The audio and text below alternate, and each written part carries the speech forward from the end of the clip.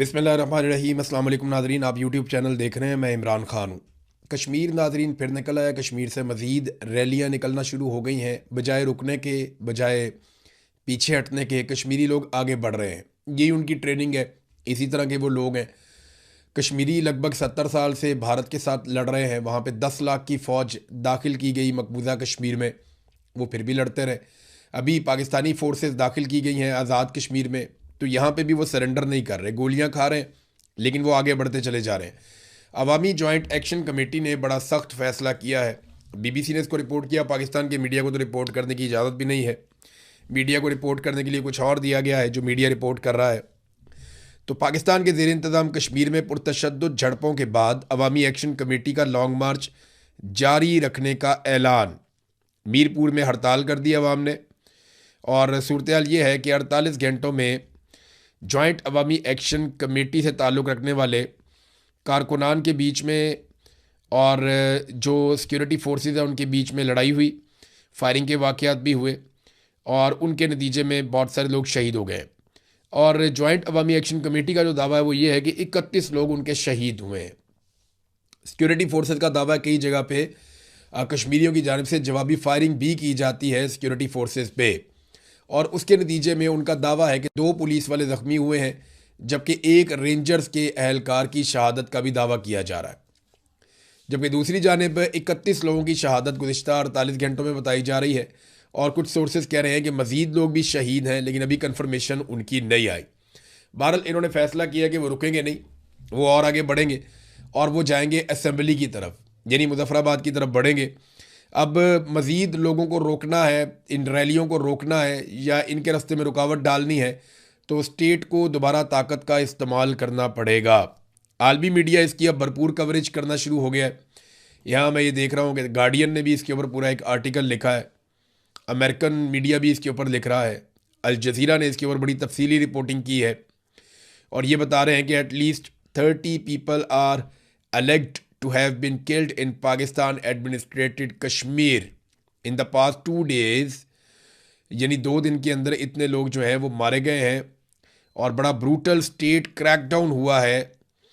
और जो पब्लिक के ऊपर जो लोग एहतजाज कर रहे थे उनके ऊपर, और ये निहत्ते लोग हैं जिनको मारा जाता है। ज़्यादातर लोग निहत्ते हैं। बंदूक वाला आदमी तो ऐसे नहीं मारा जाता। बंदूक वाला आदमी तो आगे से रिएक्ट करता है, वो आगे से गोली चलाता है। ये तो निहत्ते लोग हैं जो शहीद हो जाते हैं। इनमें से बहुत सारों को आप जानते हैं। कोई इमाम मस्जिद है, कोई उस्ताद है, कोई बुज़ुर्ग आदमी है, कोई नौजवान है, कोई बच्चा तालीम हासिल कर रहा था वो शहीद हो गया। एक पीएचडी कर रहे थे उसामा साहब, वो भी शहीद हो गए। एक एयरफोर्स का नौजवान है ऑफिसर, उसके वालिद भी शहीद हो गए। तो ये सारे आम लोग हैं जो शहीद हो रहे हैं। 1-2 गोलियां लगी हैं कमांडर फारूक को। ये कमांडर फारूक जो हैं इन्होंने माजी में एक बहुत बड़ा कारनामा किया था। जब इंडियन फोर्सेस दाखिल हो गई आज़ाद कश्मीर में और पाकिस्तानी फोर्सेस उनको नहीं रोक पाई, तो उस वक्त कमांडर फारूक ने, ये फारूक साहब ने अपने चंद साथियों के साथ मिलकर लोकली भारतीय फ़ौज का मुकाबला करना शुरू किया। और इन्होंने इतना शदीद मुज़ामत की और इतना ज़बरदस्त मुकाबला किया कि भारतीय फ़ौज को वापस मकबूजा कश्मीर की हदूद में धकेल दिया। और इन्होंने हिफाजत की आज़ाद कश्मीर के उस पूरे खित्ते की जिसके ऊपर कब्ज़ा करना चाह रहा था इंडिया। यानी जहां पाकिस्तान की फ़ौज बेबस हुई, वहां पे मकामी लोगों ने निकल कर हथियार उठाकर मुकाबला किया भारतीय फ़ौज का। उसके बाद ना इन्हें कमांडर फारूक का खिताब दे दिया गया। पहले फारूक इनका नाम था, फिर इन्हें कमांडर फारूक का खिताब दिया गया। फ़ौजी हलकों में इन्हें बहुत इज्जत की नज़र से देखा जाता था। लोग इनसे बहुत प्यार करते थे कि इन्होंने अपनी सरजमीन की हिफाजत के लिए भारत की एक ताकतवर फ़ौज का मुकाबला किया था अपने चंद साथियों के साथ। अब कमांडर फारूक को भी 2 गोलियां मारी हैं। यानी वो कमांडर फारूक जिसने भारतीय फ़ौज से आज़ाद कश्मीर के रकबे को बचाया था और जो वो कब्ज़ा करने जा रहे थे वो कब्ज़ा छुड़वाया था। अब वो कमांडर फारूक जो है वो रा का एजेंट है। यानी ये पाकिस्तान की हुकूमत तो यही कहती है ना, बिलावल की जो हुकूमत है वो भी यही कहती है। यानी बिलावल के मुताबिक ये लोग दहशतगर्द हैं, बिलावल के मुताबिक ये लोग शरपसंद हैं, बिलावल की हुकूमत के मुताबिक ये लोग इंडिया के एजेंट हैं और ये पाकिस्तान मुखालिफ शरपसंद अनासिर हैं, तो इन्हें कुचलना बहुत ज़रूरी है। बिलावल की पार्टी तो यही कह रही है, बिलावल भी यही कह रहा है। लेकिन दूसरी तरफ बिलावल इनके मुतालबात भी दोहराता है ताकि अवाम का वोट मिल जाए। बड़ी इनकी ऑकवर्ड सिचुएशन है। ज्वाइंट अवामी एक्शन कमेटी को कलअदम भी रखा हुआ है, उनके मुतालबात के हक में बात भी करते हैं क्योंकि अवाम उन मुतालबात के साथ खड़ी है। बड़ी ऑकवर्ड सिचुएशन में, इतनी बुरी सिचुएशन में कभी किसी पार्टी को इलेक्शन लड़ना नहीं पड़ा। और जो बड़ी पॉलिटिकल पार्टी है जिसकी सबसे ज़्यादा वहाँ पे लोगों के अंदर जड़ें थी, वो पाकिस्तान तहरीक इंसाफ, वो पहले यहाँ पे हुकूमत भी कर चुके हैं, उन्होंने इलेक्शन का बाइकआउट कर दिया। ज्वाइंट अवामी एक्शन कमेटी ने फैसला किया था कि वो इलेक्शन लड़ेंगे, उन्होंने भी इलेक्शन का बाइकआउट कर दिया, वो भी नहीं लड़े। तो अब गेम जो है वो सारी हुकूमत के पास आ गई।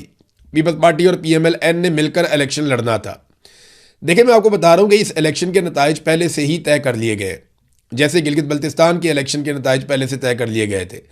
अब ये जो सिक्योरिटी फोर्सेज ने बंदे मार दिए ना इतने सारे, इसको ये जस्टिफाई नहीं कर पा रहे, ना ये इन लाशों को छुपा पा रहे हैं। एक एक रिकॉर्ड जो है वो इकट्ठा कर लिया है आज़ाद कश्मीर के शहरियों ने, और वो ये मानने को तैयार नहीं है। उनके ओवरसीज़ में बहुत ज़बरदस्त ताल्लुकात हैं, बल्कि सबसे बड़ी तादाद में ओवरसीज़ उनके हैं, बरतानिया में ख़ास तौर पे। तो कश्मीरी यहाँ पे भरपूर आवाज़ उठा रहे हैं, हर फोरम के ऊपर जा रहे हैं, उन्होंने बहुत शोर मचाया हुआ है। तो सिक्योरिटी फोर्सेज ने इन सारी चीज़ों को मैनेज तो करना है, तो मैनेज करने के लिए इन्होंने नूरा कुश्ती शुरू करवाई है। इलेक्शन के नताइज पहले से तय थे, उसका एक बड़ा सबूत अता तारड़ का एक स्टेटमेंट है। ये जरा एक लाइन का स्टेटमेंट है अता तारड़ का, जरा आप सुनिए ये क्या कह रहा है। आज आपने देखा कि सिर्फ रावला कोट में 6 लाख वोट जो है वो पूरे इलाके में कास्ट हुआ। देखिए, इंफॉर्मेशन मिनिस्टर अता तारड़ का कहना है कि रावला कोट में 6 लाख वोट कास्ट हो गया।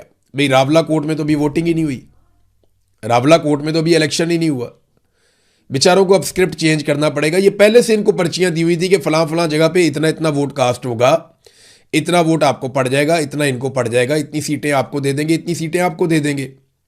गिलगित बल्तिस्तान में हम हुकूमत दे देंगे बिलावल को, और यहाँ कश्मीर में हुकूमत दे देंगे मरियम को।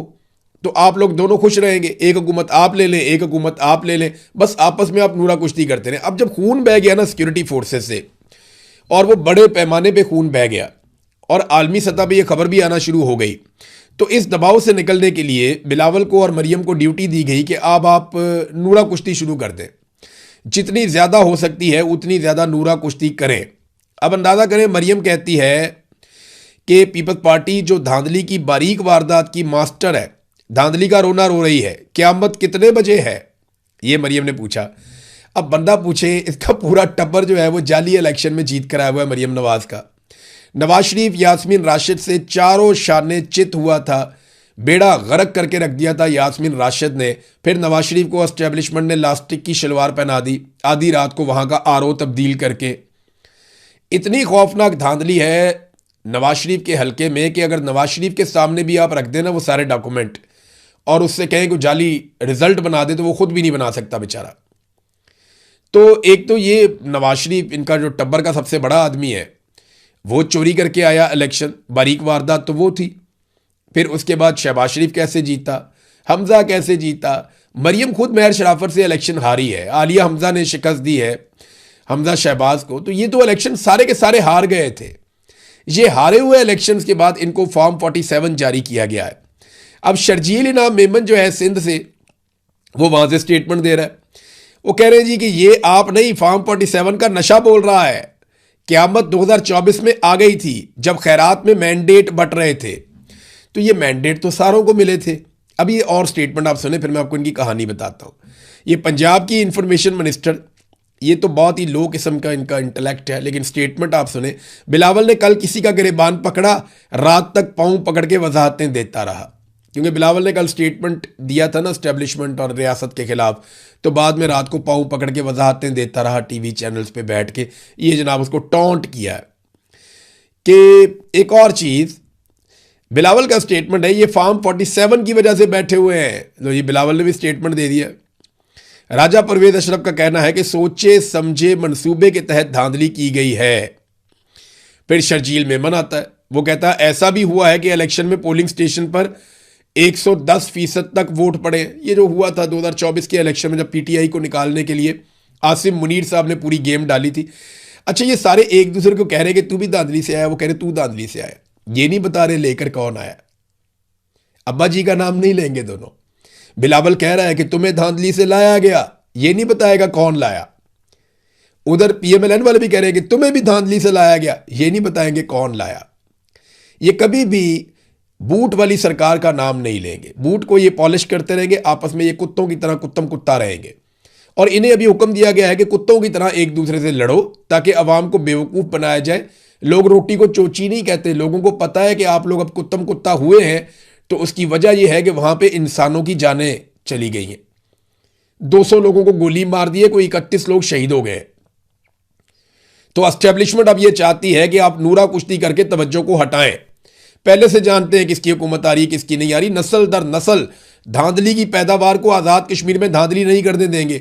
इसकी बहन को बिलावल की, ये बिलावल का स्टेटमेंट है, बिलावल की बहन को इलेक्शन जिताने के लिए सारे मुखालिफ उम्मीदवार ही उठा लिए गए थे। बताया था ना मैंने आपको, बिलावल की बहन है आसिफा जरदारी, उसको जितवाने के लिए सारे उम्मीदवार बिठा दिए गए, जो रह गए वो उठा लिए गए और गैर कानूनी तौर पे उसको अकेला बिला मुकाबला इलेक्शन जितवाया गया। ये बताएगा कि धांधली क्या होती है। सिंध की आप जमात इस्लामी वालों से जाकर पूछ लें, अभी उनके अमीर ने स्टेटमेंट भी दिया है। कराची की 22 सीटों में से 15 एमक्यूएम को दी गई, 7 दी गई पीपल्स पार्टी को, हालांकि इनकी एक भी नहीं बनती थी। पीपल्स पार्टी कराची से फ्री एंड फेयर इलेक्शन हो तो एमएनए की एक भी सीट नहीं इस वक्त जीत सकती। एमक्यूएम जो है फ्री एंड फेयर इलेक्शन हो तो अल्ताफ हुसैन के बाद कराची की एक भी सीट नहीं जीत सकती। अल्ताफ हुसैन को तो लोग फिर भी वोट डाल देते थे, उसको पसंद करने वाले लोग आज भी मौजूद हैं। देखिए, जो सच है वो सच है। ऐसा नहीं है कि अल्ताफ हुसैन बिल्कुल इररेलेवेंट हो गया। जब आप बात करते हैं लोगों से, लोग आज भी अल्ताफ हुसैन के नज़रिए को बाज़ लोग पसंद करते हैं। वो कहते हैं जी ये बातें उसकी ठीक थी, हालांकि बहुत तबाही भी फेरी, बहुत सारे इख्तलाफात भी हैं, लेकिन लोग आज भी यानी इन सारों से ज़्यादा तो अल्ताफ हुसैन को अभी भी फॉलो करते हैं। वो उसको कौन वोट डालता है, फारूक को या वो बाकियों को, वो जो एक पाक सरजमीन पार्टी बना के आ गया था, एक वो मेयर जो हुआ करता था पहले, ये सारों को कोई पसंद नहीं करता। ये सारे अल्ताफ हुसैन की वजह से लीडर बने फिरते थे, इन्हें कोई वोट भी नहीं डालता। इनको 15 सीटें उठा के एस्टेब्लिशमेंट ने दे दी फार्म 47 पे। तो ये सारे के सारे जाली सीटों और जाली हुकूमत के पैदावार हैं। अब बिलावल जो है वो बड़ी बड़ी बातें कर रहे हैं जी, फार्म 47 की वजह से जा रहा है, कोई वजीर आला है तो बच्चा बच्चा जानता है, कोई कारकर्दगी नहीं, फार्म 47 से ये बनी है वजीर आला। मरियम नवाज को कह रहा है भाई बिलावल साहब पहले ये बताएं कि आपके अब्बा जी सदर पाकिस्तान कैसे बने, किन वोटों से बने? यही फार्म 47 वाले जीत कर आए, इन्होंने वोट डाला, जाली वोटों से फिर आपके वालिद साहब बने सदर पाकिस्तान। तो आसिफ अली जरदारी को कहो कि अब्बा जी आप जाली वोटों से बने, आप इस्तीफा दे के घर जाएं सबसे पहले, फिर ये करो ना। वो नहीं करेगा कभी भी। ना ये कभी आसिम मुनीर का नाम लेगा कि धांधली क्यों करवाई, ना ये कभी अपने अब्बा जी को कहेगा कि जनाब आप इस्तीफा दे दें। उसकी वजह यह है कि नूरा कुश्ती है, लोगों को बेवकूफ़ बना रहे हैं जैसे इन्होंने हमेशा बनाया। तो चेयरमैन सेनेट भी इन्होंने अपना बनवा लिया, सेनेटर भी अपने बनवा लिए, 3-3 गवर्नर ले लिए, 3-3 वज़ीर आला ले लिए, आसिम मुनीर साहब को फील्ड मार्शल बना दिया, उनको एक्सटेंशन दे दी, उनको इस्तिस्ना दे दिया, आईनी अदालतें बना दी, अदलिया और पार्लियामान को इन्होंने एस्टेब्लिशमेंट की लॉन्डी बना के रख दिया, और अब आगे चौड़े हो गए जनाब, सारे बजट भी खुद ही पास करवाए। यानी 2022 का बजट इन्होंने पास करवाया, 23 का इन्होंने करवाया, 24 का इन्होंने करवाया, 25 का इन्होंने करवाया, 26 का इन्होंने करवाया, 5 बजट उनके साथ मिलकर पास करवाए। पाकिस्तानी अवाम का खून निचोड़ लिया इन्होंने, उनकी जेबें काट ली इन्होंने मिलकर, और अब कह रहे हैं जनाब हमने नूरा कुश्ती करनी है, देखो और तालियां बजाओ। लोगों को दिलचस्पी कोई नहीं है। ये नूरा कुश्ती करके आपस में लड़ लड़ के तबाह हो गए, मगर अवाम को इसमें किसी किस्म की कोई दिलचस्पी नहीं है। अवाम को पता है कि झूठ है, फ्रॉड है, इसके अंदर कोई ऐसी चीज़ नहीं है जिसको हकीकत समझा जाए। अब नाज़रीन, इस्लामी जमीयत तलबा के ये स्टूडेंट्स थे, जो कल मैंने आपको बताया था ना कि एक जेनजी का एहतजाज शुरू होने जा रहा है कुछ इस्लामाबाद में, तो ये इस्लामी जमीयत तलबा वाले थे और इनको रुकावट नहीं डालेगी। पुलिस ने इनको डंडे भी नहीं मारे, फ़ौज ने वहाँ पे गोली भी नहीं चलाई। ये वहाँ पे गए नेशनल प्रेस क्लब के सामने, बहुत बड़ी तादाद नहीं थी लेकिन फिर भी ख़वातीन भी आई थी, कुछ और बच्चे भी आए थे। तो इन्होंने वहाँ पे एक मुख्तसर एहतजाज किया है, बहुत बड़ी तादाद में नहीं थे क्योंकि इस्लामी जमीयत तलबा है, ये कोई पाकिस्तानी तलबा की वैसे ओवरऑल कोई कॉल नहीं थी कि सारे के सारे निकल कर आ जाएँ। लेकिन अच्छा हुआ, एक आगाज़ तो हुआ है। और वैसे भी जमात इस्लामी को थोड़ा सा फ्री हैंड मिलता है। जमात इस्लामी को पाकिस्तान की एस्टेब्लिशमेंट ये मौका देती है, जब भी उन्हें लगता है कोई बड़ा एहतजाज होने वाला है तो वो उन्हें कहते हैं कि आप एक नॉर्मल एहतजाज करके चीज़ों को नॉर्मलाइज़ करें, और थोड़ा सा आप मायूसी भी फैलाएं। तो जमात इस्लामी ये ड्यूटी करती रहती है। बहरहाल ये इस्लामी जमीयत तलबा को शाबाश कि उन्होंने कम से कम ये स्टेप लिया। उन्होंने अच्छी तकारीर की, मैंने कुछ बच्चों की तकारीर सुनी, उन्होंने बड़ी अच्छी बातें की हैं। और उन्होंने ये इस बारे में तो ज़रूर उन्होंने आवाज़ उठाई कि गद्दारी के सर्टिफिकेट बेचना बंद किए जाएँ। ये जो बांट देते हैं ना सर्टिफिकेट के, कायद आज़म की बहन भी गद्दार है, ये भी गद्दार है, वो भी गद्दार है, ये ज़्यादती है, ये नहीं होना चाहिए। तो बच्चों में इतना शऊर है कि वो हक और सच की बात कर रहे हैं, ये बड़ी अच्छी बात है कि चलो एहतजाज शुरू हो गया। अब देखते हैं कि आगे और इसमें कितनी शिद्दत आती है या कितना ज़्यादा और पाकिस्तान में एहतजाज होता है। देखिए ये सारा जो मामला आज़ाद कश्मीर का है ना, इसको आप अपने जहन में बिठा लें कि ये इलेक्शन को चोरी करके कठपुतली सरकार बनाने का मामला है और इसमें कुछ नहीं। यानी कुछ भी करके इलेक्शन को चोरी करना है और एक कठपुतली सरकार बनानी है जिसके ज़रिए से आज़ाद कश्मीर के रीजन को अपने कंट्रोल में रखना है। और मैं एक गुजारिश ओवरसीज़ पाकिस्तानियों से ना इस वीलॉग में जाते जाते करना चाहता हूँ। ये जो अमेरिका में रहते हैं ओवरसीज़ पाकिस्तानी या बरतानिया में रहते हैं, यूरोप में रहते हैं ना, इनको एक बीमारी लगी हुई है। देखें मेरी बात का बुरा ना बनाइएगा, इनमें बहुत सारे लोग कंप्रोमाइज़ पता क्यों हो जाते हैं कि उन्हें पाकिस्तान में एयरपोर्ट पे छोटा सा प्रोटोकॉल चाहिए होता है। प्रोटोकॉल क्या होता है कि आप जहाज़ से बाहर निकलते हैं तो एक बंदा खड़ा हुआ होता है, वो आपसे 5-10 हज़ार रुपया भी ले लेता है टिप। तो वो आपका बैग पकड़ लेता है, आपका बैग लेकर जाता है, आपसे आपके पासपोर्ट पकड़ लेता है, फौरी तौर पे आपको लाइन से निकाल के जाके आपके वो पासपोर्टों के ऊपर स्टैंप करवा देता है, आपको प्रोटोकॉल के साथ आपकी गाड़ी तक पहुंचा देता है और आपका सामान भी वही बंदे जो है वो कलेक्ट करके आपकी गाड़ी तक ले आते हैं। बस ये वाला जो प्रोटोकॉल है ना, ये हमें बहुत पसंद है, पाकिस्तानियों को बहुत ज़्यादा पसंद है।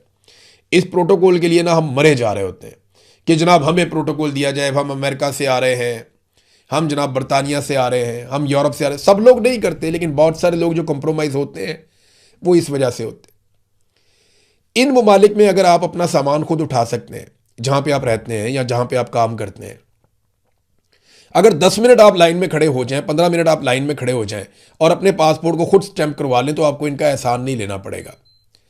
ये जो सिक्योरिटी फोर्सेज हैं या एस्टेब्लिशमेंट है, ये क्या देते हैं जनाब, ये एयरपोर्ट के ऊपर प्रोटोकॉल देते हैं और आने जाने का प्रोटोकॉल देते हैं। तो ये प्रोटोकॉल को छोड़ दें, इक्वालिटी पैदा।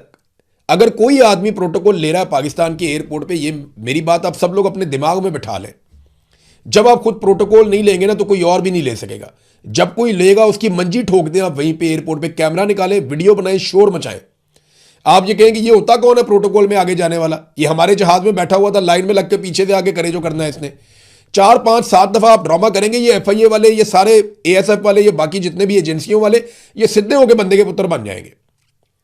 इन प्रोटोकॉलों की आदतों ने खराब कर दिया सबको, और इसकी वजह से ये छोटा सा कंप्रोमाइज है, इसकी वजह से सारे ताल्लुकात बनाते हैं। और आपको पाकिस्तान में मिलता क्या है कि आप वहां जाते हैं, कोई आपको मुफ्त में वो खाना देते हैं, कोई आप पाकिस्तान में जाते हैं तो मुफ्त में आपको कोई सिक्योरिटी मिलती है, क्या आप पाकिस्तान में जाते हैं वहां मुफ्त तालीम मिलती है, मुफ्त इलाज मिलता है? कुछ भी नहीं है। 1 टके की सहूलत आपको नहीं मिलती पाकिस्तान में जो ओवरसीज है। सिर्फ एक सहूलत मिलती है कि एयरपोर्ट पे प्रोटोकॉल लग जाता है अगर आप एस्टेब्लिशमेंट की साइड पे खड़े हो, इसके अलावा तो कुछ नहीं मिलता ना। तो लानत भेजें ऐसे प्रोटोकॉल पे जिसकी कीमत आपकी कौम चुका रही है और अपना खून देकर चुका रही है। तो आज के बाद एक बात का तहिया करें, खास तौर पे मेरे आज़ाद कश्मीर के बहन भाई, कि आप पाकिस्तान जाएंगे और आप प्रोटोकॉल नहीं लगवाएंगे। कोई जरूरत नहीं है आपको प्रोटोकॉल लगवाने की, किसी ऑफिसर को फोन ना करें, सीधा लाइन के अंदर जाएं। 15 मिनट 20 मिनट ज्यादा लग जाएंगे और चलो 1 घंटा ज्यादा लग जाएगा, देखें आपके लोग कितना खून बह गया उनका। इससे सीखें। आप जब प्रोटोकॉल देते हैं, उनके साथ ताल्लुकात बनाते हैं, उनका कॉन्फिडेंस बढ़ता है, उन्हें लगता है ये तो हमारे साथ है, लिहाजा अपने लोगों के साथ खड़े हो। अब तक के लिए इतने, अपना ख्याल रखिएगा, अपने इस चैनल का भी। अल्लाह हाफिज़।